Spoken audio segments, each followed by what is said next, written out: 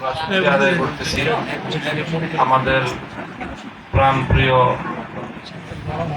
রাহবার হেফাজতে ইসলাম বাংলাদেশের মরহুম মহাসচিব আল্লামা নুরুল ইসলাম জিহাদি রাহিমাহুল্লাহ তাআলা।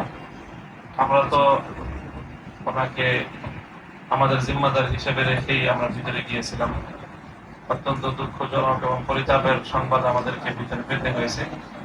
আমাদের আমির হেফাজত তৎকালীন আল্লামা জুনায়েদ বাবু নগরী রাহিমাহুল্লাহর পর আমাদের মহাসচিব সাহেবও আমাদেরকে ছেড়ে চলে গেছে। সময়টা ছিল আমাদের জন্য খুবই অসহায়ত্বের সময়। আমরা ভিতরে থেকে ছটফট করেছি, না আমাদের মুরব্বীদের জানাজা পর্যন্ত আমরা শরীক হতে পারিনি। আল্লাহ পাক রব্বুল আলামিন আমাদের সকলকে এই বিচ্ছেদ এবং এই কষ্টের পরিপূর্ণ জাযা দুনিয়া এবং আখিরাত দান করুন। আমাদের প্রিয় আলেম, আমাদের প্রিয় আল্লামা জিহাদি সাহেব হুজুর রাহিমাহুল্লাহ কবরকে আল্লাহ পাক জান্নাতের বাগানে পরিণত করুন।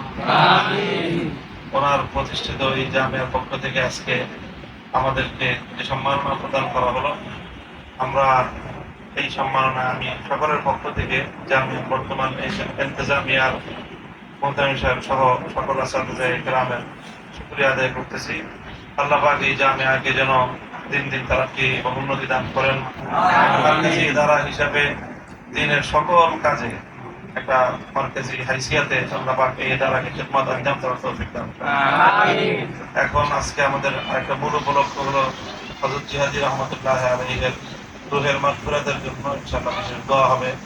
আমাদের বর্তমান হেফাজতে ইসলামের সম্মানিত মহাসচিব আল্লামা সাজিদুর রহমান হাফিজাহুল্লাহ তাআলা হুজুর ইনশাআল্লাহ এখন দোয়া পরিচালনা করবেন।